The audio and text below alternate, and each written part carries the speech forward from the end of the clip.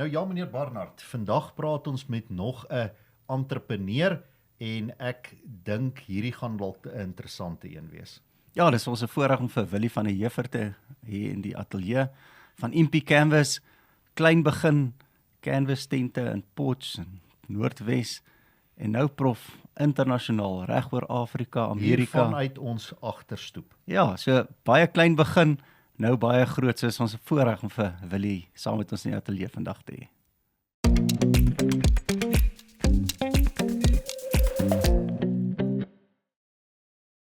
Dis vir ons heerlik om vir Willie van der Heever van Impie Canvas hier in die ateljee te hê.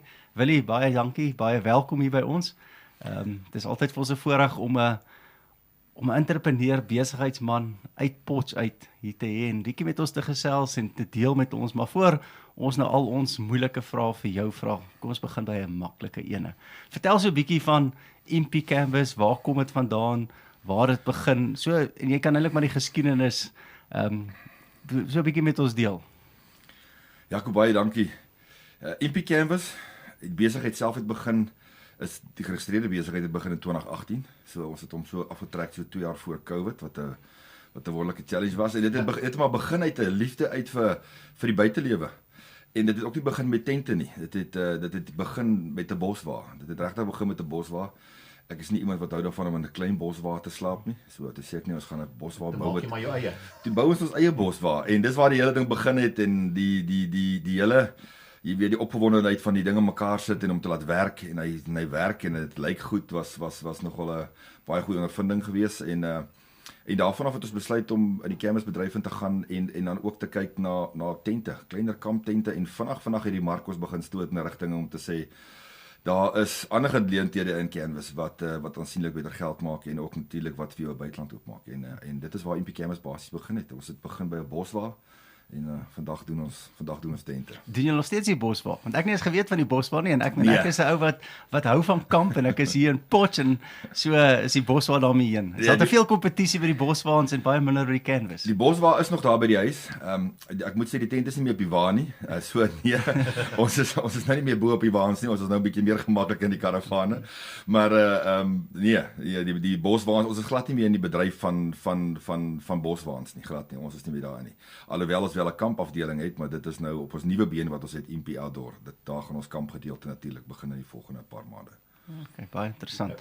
Jy het voor ons begin het gesê jy's 'n eerste generasie entrepreneur. So hoe het jou besigheid die eerste jaar, jy het nou vir ons 'n bietjie vertel van die geskiedenis, maar hoe dit toegelyk en wat dink jy is die grootste verskil met waar jy vandag staan? Ek dink as jy uit 'n huis uitkom wat albei jou ouers gewerk het en jy weet my pa was maar sy lewe lank betrokke gewees maar op die myn, jy weet, en dieselwerktuigkundige gewees. So dis nie mense wat in besigheid was nie. En as jy as 'n entrepreneur begin, is 'n ding wat al vroeg in jou is. En 'n ding wat al vroeg begin karring aan jou. En om 'n besigheid te begin so is daar's 'n paar uitdagings daaraan want eerste plek jy het nie 'n klankbord nie. Jy kan nie oorstap na 'n pa wat reeds in besigheid is of ouers of so en sê ek het hierdie plan. Wat dink jy daarvan? En so jy gaan die foute moet maak en jy maak die foute. Glo ons het ons foute gemaak in die begin met besigheid. En maar vinnig het ons dit opgetel en stelsels in plek gekry en seker gemaak het ons met die regte mense begin praat en die regte mense aanstel. En deur daai prosesse het ons vandag die besigheid gekry op 'n punt wat ons kan sê reg is bestuur en geluister na baie raad van mense wat weet wat hulle doen. En die verskil van die besigheid wat begin het tot vandag, dit is definitief nie dieselfde besigheid nie. Dit is 'n heeltemal ander besigheid al. Ek wil aan iets raak, prof. Wat ons die vorige keer het ons met Johan van Rensburg van Als gesels en hy het ook baie gepraat oor mentors. So en jy sê jy het nie 'n pa gehad wat jy kon daar gaan nie, maar jy het nou net ook wel gesê jy het met slim mense gaan praat, mense wat weet. So ek aanvaar daar's ook mentors wat jy kan sê, jy's hierdie ou of daai persoon het regtig 'n verskil gemaak en ek kon bietjie na so 'n persoon toe gaan, seker reg? Absoluut. Ek dink nie het een mentor, jy het 'n paar mentore wat in besigheid is. En van die mense is in Potch, mense wat regtig goeie suksesvolle besighede bestuur. En dit is altyd lekker om in hulle geselskap te wees en te luister hoe hulle doen. En dan kom jy ook baie vinnig agter as 'n jy weet toe die besighede nog jonk was, dat hulle dieselfde foute gemaak, jy weet, en hulle maak vandag nog foute.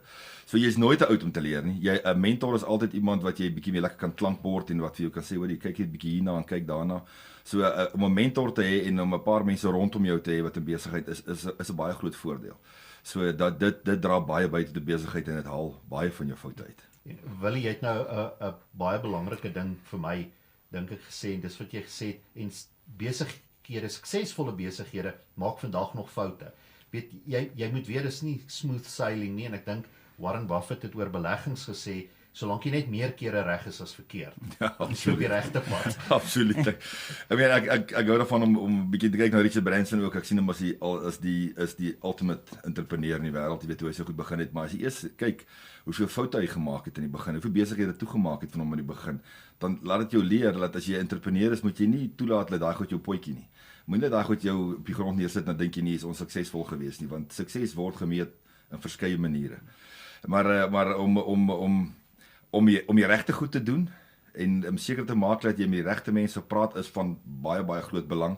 Maak ons vandag nog foute? Absoluut. Ek dink nie dit gaan ooit ophou nie. Ek dink as jou besigheid ophou foute maak, het jou besigheid ook opgehou groei. Maar weer eens, as jy daai fout gemaak het, kry stelsel in plek. Maak seker as dit 'n fout is wat jy dalk sukkel en moeilik hanteerbaar is, kry kennis in, kry die manne in wat hierdie goed verstaan en praat met hulle, want as jy eers die dag te slim raak vir jouself, dan gaan jy lekker foute begin maak. Willie, as ek sommer op daai punt so bietjie persoonlik kan raak oor julle besigheid, is daar een of twee van die foute wat julle gemaak het wat jy bereid is om te deel en dalk miskien ook te deel, wat het jy daaruit geleer, wat het die besigheid daaruit geleer? Ons het die voorreg gehad om 'n besigheid te begin en tipies sosiale media, jy kan jouself baie groter opblaas en baie groter laat lyk daar buite as wat jy werklik is in die begin. En dit het 'n positiewe en 'n negatiewe kant erom gehad. Positiewe kant, groot kliënte het jy skielik begin bel. Negatiewe kant, dan sê jy vir jouself, hoe gaan ons hierdie ding gebou kry? Jy weet, ons eerste groot tente het ons gebou, dan steek jy punte letterlik by die fabriek voor en agteruit, want daar is nie plek nie. Die kliënte dra nie kennis van daai pragtige tent wat staan op daai lodges. As hulle staan op 5-ster lodges, dan dink jy in die begin, hoe is daai goed, hoe het jy dit afgetrek? Jy weet, weer een kom ek terug na Richard Branson toe wat hy gesê het, jy weet, kry net die werk. Dan figure jy uit hoe jy dit gaan doen. Maar foute wat ons gemaak het is vinnige groei. Definitief. Ons het baie vinnig begin groei, ons het baie vinnig stelsels in plek gekry het. Jy moet pas op want vinnige groei kan baie negatief vir jou besigheid ook wees want jy kan baie keer die groei nie hanteer nie. So ons het daai lesse ook baie vinnig geleer. En natuurlik met vinnige groei moet jy ook pas op vir jou kontantvloei. Dit is een van die groot goue reëls in 'n besigheid, is absoluut jou kontantvloei moet altyd in plek wees en reg wees. En as jy altyd praat met die groot ouens weer eens en dan kom terug as jy met baie van die mentors praat ook, dan kom jy agter dat tot vandag toe is kontantvloei en baie besighede 'n probleem met die ouens pak goed aan en dan projekte loop nie soos wat hulle moet loop nie, betalings kom nie eens met inkom nie en dan moet jy versigtig wees. So jy moet altyd daai buffer hou. So foute gemaak, ja, definitief. Maak ons vandag nog foute? Ja, foute. En die kontantvloei en bly inkom. Jy weet nie hoekom nie. So ons moet dit baie fyn bestuur. Ja, ek dink daar's 'n tema wat deurkom in hierdie gesprek is presies, ek wil amper sê dieselfde goed word herhaal en dis vir my eintlik positief want dan beteken dit daar's 'n paar goed wat as jy bietjie luister en lesse daaruit leer, dan kan dit vir jou die dinge makliker maak. En kontantvloei is nou tipies een, vinnig groei.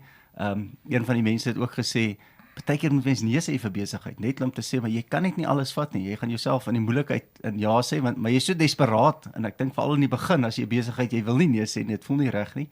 En dan die mentor deel wat jy gesê het, jy moet iemand kry wat jy kan by klankbord, wat jy by idees kan kry. En dan eintlik idees toets. En net bietjie insig kry. En dis nie noodwendig op jou veld nie. Soos jy sê, jy soek eintlik ouens wat nie in jou veld is, wat jou bietjie kan raad gee oor goed wat jy nie van weet nie. Ja, die ou wat van buitekant is enige persoon, 'n mentor of 'n ander besigheidspersoon of net 'n vriend of familielid wat buitekant staan en inkyk, sien iets anders te raak by jou. En hulle is gewoonlik die mense wat ook dan vir jou dit sal sê.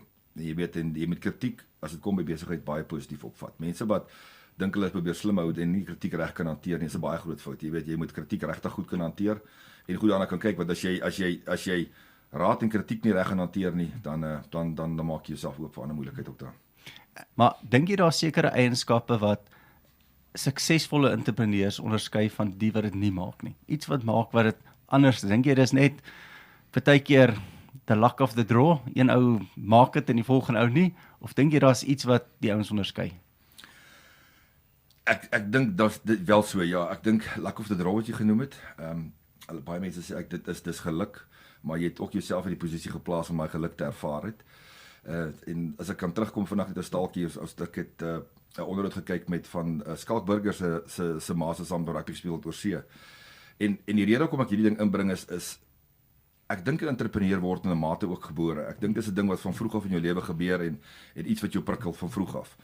En daarbey sê ek glad nie iemand wat so gebore is, het dit glad nie in hom nie. Maar wat met Skalk Burger gebeur het is, sy spanmaats het vir hom vertel het, wat die kamera vertel, terwyl hulle dood oefen in die gym, dan loop hy rond met 'n koeldrank en 'n pakkie chips in sy hande. En hy oefen en môre speel hy 'n dodelike game. Skryf die mense op die veld af en wat daarbey gebeur is, dis 'n ding waarmee hy gebore is. Dis 'n ding wat van vroeg af gekom het. Dit vat vir hom baie minder effort om baie goed te speel en baie fiks te word. En dieselfde met entrepreneurskap. Jy word in 'n mate gebore daarmee. Dis iets wat uit jou uitkom. En as jy dit nie sterk het nie, is dit iets wat jy definitief kan aanleer. Maar ek dink dit maak die natuurlike entrepreneur. Dit gee hom net so 'n paar trappe vorentoe op die oomblik, met die manier hoe hy dink, die manier hoe hy risiko aanvat. Ek dink daar's definitief 'n paar elemente wat hy doen. Ek verwys na toe ek myself klein was en of in laerskool was, het ons baie projekte aangepak, baie klein goedjies aangepak wat jou geprikkel het as 'n jong man om agter te gekom het ek kan my geld maak. Ons het nie groot geword in 'n huis met baie nie. So jy het altyd 'n plan gemaak om ekstra geld te maak en hier die voorbeeld gebruik is, ons het gegaan na die golfbane, dan gedink ons die golfballetjies uit. En daai aansit jy in daai bad met 'n nalborseltjie, jy skrob al die balletjies skoon. Want jy weet volgende daai gaan ons hulle verkoop. Jy weet jy caddy, daai tyd is dit vandag vir die kinders vertel, jy het gaan gras sny vir R1. Jy weet jy het gaan koerante aflewer vir die hele maand, dan kry jy R88, jy weet. En nou as jy R88 saam met die golfbal sit, dan kom jy baie vinnig hier by R100 'n maand uit. en dis al sulke klein goedjies wat gebeur het. Die entrepreneur daar by die skool ook, jy weet, mense gaan vinnig dan sê hulle ag ons gaan koop sommer 20 cupcakes gou daar by Turkstra en verkoop dit vir die kind. Jy weet, gee dit vir die kind dat hulle tog net hierdie entrepreneur dag verby kry. Daar's 'n baie dieper mening agter dit. Dit het met jou kind gebeur binne in hom om te sien hoe hy hierdie produk vervaardig. Heel moeilik van 'n rou produk af en hoe hy nou met 'n paar rand in sy hand sit. Dit is 'n ongelooflike ervaring. Vir daai kind, die ouer mag dalk dink dis 'n 50 of 'n 20 rand wat hy dalk wins gemaak het, maar vir die kind is dit 'n ander ervaring. Maar op dit wat jy nou sê, Willie, wat ek altyd gedink het oor die entrepreneur daarin, is die kinders leer ook baie minder as ma en pa eintlik maar net al die bestanddele en goed gee. En hulle weet nooit om 'n wins uit te werk en te besef maar daar's iets agter nie. So ek dink dis 'n baie belangrike opmerking wat jy daar maak. Baie belangrik. Laat jou kind toe om daai klein foutjies te maak met rande en sente in die begin. As wat hy later van tyd aspirerende entrepreneur is en hy maak dalk die groter foute. Daai klein lewenslessies maak alles daai beker van sukses bietjie vir bietjie vol. Later van tyd gaan jy begin eetlepels en teelepels ingooi en jy gaan daai beker begin voller en voller maak en dit gaan vinniger en makliker gebeur want dan raak dit 'n outomatiseerde denkwyse in jou. En ek dink dis die groot ding wat jy moet verander in ons jeug vandag en in ons kinders vandag is die denkwyse rondom dit. En daarmee vat ons niks weg van die private sektor nie. Baie mense is baie suksesvol in die private sektor en hulle doen baie goed daarin. Ek glo dat die toekoms van die jeug is in entrepreneurskap. Ek dink regtig waar ons het baie potensiaal in hierdie land. Ek dink baie mense sien dit nie raak nie want hulle wil dit nie raak sien nie, maar daar's baie geleenthede definitief. Maar om ons jeug reg te ontwikkel en om ons kinders te prikkel met verskeie klein projekkies is van baie groot belang. Ek weet skooltake en ek dink ons om mekaar redelik ons hande opsteek daar. Dan kom 'n skooltaak dan aan die helpie mag gou daar. Ek kan onthou die kinders dan het in Bailey Park het hulle so 'n hidroliese ding gehad met inspuitings. O ja. Hulle lig hy ding so op. Kyk, daar het my gefassineer. Ek het daai hele ding gebou en ek het hom gebou dat hy moet draai ook. En daai geel en rooi kleure inspuitings nê. En op 'n dag het jy hom klaar gebou en die kind vat hom skool toe en ek dink hy onderwyser kyk en dink hy ag nee, dis mooi, jy weet. Maar en 'n ou moet dit nie doen nie, want daai klein foutjies om daai inspuitingkie te druk, die verskillende kleure en hy sien die dinge gebeur voor hom of haar maak 'n groot verskil. Dit doen. Ek het altyd vir my kinders gesê ek is meer trots op jou 60% vir jou eie taak as wat dit 'n 80% is, maar ek het hom gedoen en jy het niks geleer. Ja, absoluut. Ja, interessante opmerking wat jy gemaak het en ek stem 100% saam. Ek dink daar's soveel geleenthede vir die jeug in Suid-Afrika wat entrepreneurskap betref, maar ek het wel iemand het nou die dag die volgende gesê en daar's baie waarheid in, want ek dink nie almal kan entrepreneurs wees nie. Soos jy sê, daar's 'n groot mate van ingebore en 'n dryf en hoe jy groot word. Ek dink daar's klomp goed wat 'n rol speel. Maar toe sê iemand, jy moet baie dankbaar wees vir die skoolstelsel, want die skoolstelsel berei die kinders voor om jou werknemers te wees eendag. Hulle leer om 8 tot 5 te werk en om so te wees en toe dink ek dit is eintlik nogal baie waar, né? Dit is amper hartseer, maar almal kan nie intermediairs wees nie. Daar's baie meer besig of werknemers as besighede. Dit is die realiteit, maar ek weet hierdie gaan nou oor entrepreneurskap en dis ek kan amper sê die eerste prys. Dit klink nou erg, maar dis wat mense wil hê. En daar is geleenthede. Daar's baie geleenthede daar buite en die probleem met sosiale media vandag en waarin die jeug blootgestel is. Hulle sien Jake Paul en daar's 'n klomp ander mense wat hier miljoene maak. Jy weet, hy bring 'n koeldrank uit wat sommer R50 kos en dan môre is hy R5. Jy weet, naas op besigheidslesse om daai te leer. Jy weet, as jy redelik populisties gaan optree, dan kan jy ook jou geld maak met 'n ding. Maar ek dink daar's baie lesse te leer vir die jong mense om te weet jy het nie nodig om 'n sagte ware maatskappy te launch wat môre $1 triljoen gaan werd wees nie. Hulle het iewers te begin. Impy Canvas het letterlik begin uit 'n motorhuis uit. Ek het aandag baie dat ek het gesien van Beesdam ook van Jooste. Het hy ook so 'n video gedoen, het hy ook so rondgeloop het en net teruggegaan na die plek toe waar Beesdam begin het. En ook 'n trotse besigheid wat jy weet wat sy goed wyd rondstuur in die wêreld in. En alles het begin in garages uit. Elon Musk het begin uit 'n garage uit Pretoria uit. Dit is die grootste maatskappye want dit is waar jy jou ouers die eerste opoffering maak is om my motorhuis oop te maak vir jou en jou toe te laat om daarin te beleef. Goed of sleg, dit maak nie saak nie. Dit skep wel 'n ding binne in jou. En so groei maatskappye. Ek meen om julle idee te gee, toe ons met Impy Canvas uit die motorhuis het beweeg het, toe gaan ons eerste fabriek in en toe ons eerste tent daar bou, toe moes ons die reëling van die trappe afsny om my tent in daai fabriek te kon laat pas. Want die tent het nie gepas in die fabriek. Dit was maar 'n klein tent van 10 by 4 meter, maar het nie in die fabriek gepas nie. Maar ek dink Willie, jy noem nou 'n ander belangrike ding wat ek en Jaco altyd oor praat as dit gaan oor jou eie besigheid. En dit is dat jy moet jou oorhoofse koste in die begin so laag as moontlik hou. Ja. Dis hoekom die ouens begin in 'n motorhuis, want jy hoef nie huur te betaal nie. En ek dink baie keer dan wil ons hierdie extravagant kantore en groot fabrieksgeboue hê, maar die regtig suksesvolle ouens het eenvoudig begin. Hy het eenvoudig begin. En die groot voordeel vandag van sosiale media is jy kan besluit hoe moet jy daar buite lyk. En so besighede vroeër jare begin ek hoe nie besluit het nie. Jy's in 'n gedrukte ding, jy's in 'n koerant en daar gaan jy aan met dit. Maar definitief, ek stem 100% saam met jou. Dit is die groei van 'n klein besigheid uit enige plek uit wat van groot waarde is. Wil ons wil gou so 'n bietjie gesels oor raad vir entrepreneurs. Ons het nou 'n bietjie gepraat oor vir kinders en ek dink dis bitter belangrik dat die kinders groot gemaak word en kans gegee word om foute te maak. En ek dink dis baie belangrik en ek dink oor myself en my kinders hier uit en dan dit doen so 'n bietjie introspeksie en ons is in 'n mate te veel dieselfde, maar ons is altyd so 'n bietjie, ons like nie risiko nie. Dis kom ons rekenmeesters is. So ek is alles vir entrepreneurskap, maar daar's al 'n rede kom ek vir 'n salaris werk. Ons het al baie gesê, as hulle betaal ons net te veel om te loop. En dis daai risiko deel. Ons is nie bereid om die kans te vat en te sê, maar hier is 'n groot ding, los daai agter. Dis net te gemaklik. So my vraag is, en dis 'n goeie inleiding tot dit is, watse raad sal jy vir iemand gee wat tans 'n werk het? So ons beweeg van die kinders, die ou wat nou 'n werk het, luister na hierdie program en sê maar, ja, ek het eintlik hierdie droom, maar ek sit in hierdie werk om 'n eie besigheid te begin. Watse raad sal jy vir so iemand hê?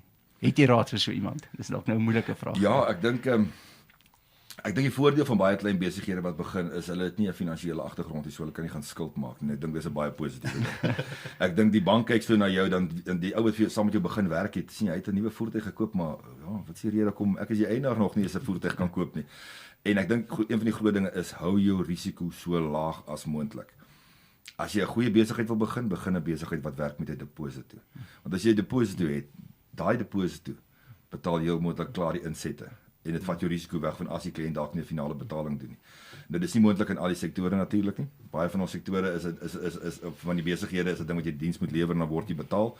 Maar weer eens as jy nie 'n deposito betaal word nie, beteken ook daar's ook nie risiko van materiale betrokke daar nie. So jy kan regtig 'n besigheid begin met baie min. Maar jy moet met een ding nie begin nie en dis met skuld.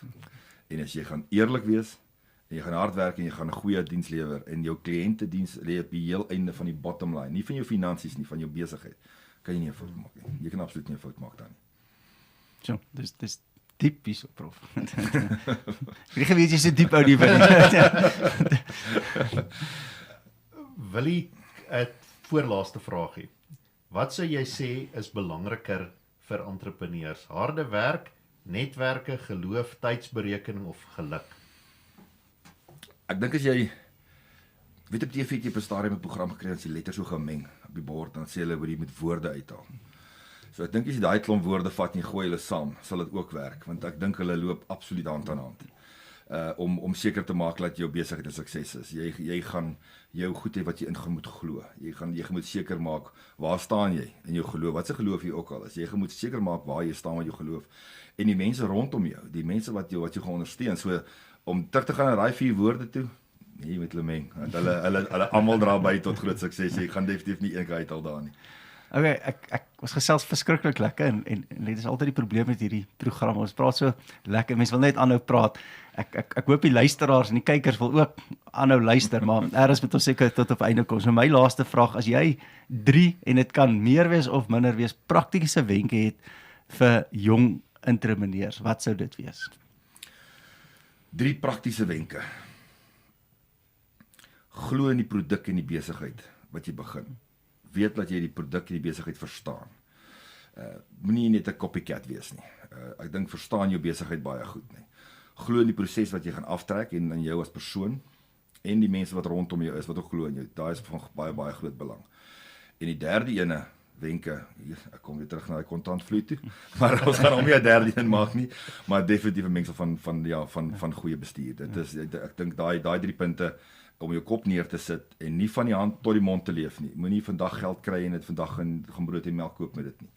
Laat jou geld opeindig in 'n rekening. Kyk einde van die maand wat is moontlik vir 'n besigheid om jou te kan betaal, wat die waarde van jou besigheid en wat die waarde van jou tyd is. En volgens dit kan jy dan jouself elke maand betaal en jou leefwyse aanpas. Want as jy eers wegtrek, en vir almal vertel jy is 'n CEO. Kyk jy as jy besigheid gestig het, dis jy mos nou 'n CEO. En as jy 'n CEO is, dan is mos nou 'n wonderlike ding, maar ek dink dit kos vandag R1500 om 'n CEO te word hier in die Kaap as jy die company registreer. Maar die finansiële state is wat gemaak van hoe suksesvol hy CEO is, ja. Willie, verskriklik baie dankie vir jou tyd en jou insette. Ek wil jou 'n finale geleentheid gee om dalk met ons oor 2 goed net 'n bietjie te deel, as dat jy voel daar's nou iets wat jy graag sou wou sê, maar ons het dit nou nog nie aangespreek nie.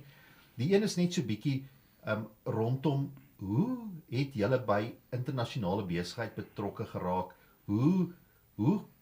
Ek meen, dit klink eintlik vir 'n nuwe entrepreneur onmoontlik om ooit eendag in daai veld te speel. En is daar enigiets anderste wat jy dink Jaco nou nog nie vir jou gevra het vandag nie, wat jy sommer net wil antwoord? Definitief. Ek dink as jy 'n besigheid aftrek, jy moet 'n besigheid aftrek as 'n entrepreneur wat jy weet hierdie produk moet internasionaal bemarkbaar wees. Nie onmiddellik nie, jy hoef nie dadelik af te trek nie, want dit is definitief 'n risiko wat jy vat om dit te doen. Maar as jy gaan kyk na die mark daar buitekant, en nie net dit nie, ons wat 'n baie kamp al opgesit het wêreldwyd, verstaan hoe lyk die Afrika mark op die oomblik en hoe wakker word hierdie Afrika mark en veral Oos-Afrika. En in Amerika, jy weet, het ons nou al kampe opgesit en die groot ding van as jy in daai rigting begin beweeg is maak jy ook vir risiko. Dit is definitief 'n groot ding. Maar die grootste voordeel daarin is jy vervaardig hierdie produk in rand en jy gaan verkoop hom in euros of in dollars. En selfs as ons kwoteer op in Afrika en word dit in dollars, gebeur dit met US dollars. En wat 'n ou ook moet besef is jy daai produk en jy die kliënt betaal natuurlik sy gelde dan nou in. En as daardie gelde dan nou inbetaal is, ook kom dit op BTW vry natuurlik in die land. En so anderswoorde, ons kan die BTW buite die land vra en so al jou aankope het jy daai voordeel natuurlik ook dan nou. So as dit kom by die buitelandse werk, dit het baie tyd gevat. Dit het regtig baie tyd gevat, baie navorsing gevat om dit te gedoen het. En ek kan onthou toe ons eerste skou afgetrek het daar. En ons het daai boks op 'n vliegtuig en ons staan daar in Amerika en die een ou het nog een van ons installeerders te bloedklont gekry deur die long daar in Duitsland. Hy kon toe nie verder travel nie. En ons het daai tent opkry by die glamping show in Denver, Colorado. En dit is almal sien tent daar staan, maar agter het baie dinge gebeur. So ek dink opsommend daartoe is kry 'n produk wat jy kan verkoop internasionaal. Kry 'n produk wat jy kan bemark internasionaal, want dit skep die mark as enige iets in ons lokale mark sou skeefloop, sit jy met daai aan die ander kant. Ons het byvoorbeeld gesien net vanaand terug weer verwys na COVID toe. Ons verkoop 'n luukse produk. Dis 'n toeriste produk en dit het ewe skielik doodstil geraak. Ons kon hulle skuif want ons het COVID tente opgesit wat vandag natuurlik Litchi Safari tente is. En ons het maskers gemaak, baie maskers gemaak. Ons het byvoorbeeld nou met die oorlog dan sê vir jouself as maar daai ARA welders miskien vat en begin body bags maak met dit. So jy moet versatile wees, jy moet kan verander, nee. En as jy definitief as jy jou kan blootstel in baie meer markte, dink ek maak jy jou lokale risiko. Jy is nie so afhanklik van slegte politieke besluite nie. Jy is nie so afhanklik van slegte besluite wat reg rondom jou gebeur nie, want die mark wat jy in die buiteland vir jouself begin skep, het ook hulle eie uitdagings, maar ek dink dit balanseer baie goed uit op die einde. Sjoe, Willie, ja, ons het so baie dinge gesels en dis verskriklik lekker. Ek is seker elke kyker sal daarby baat.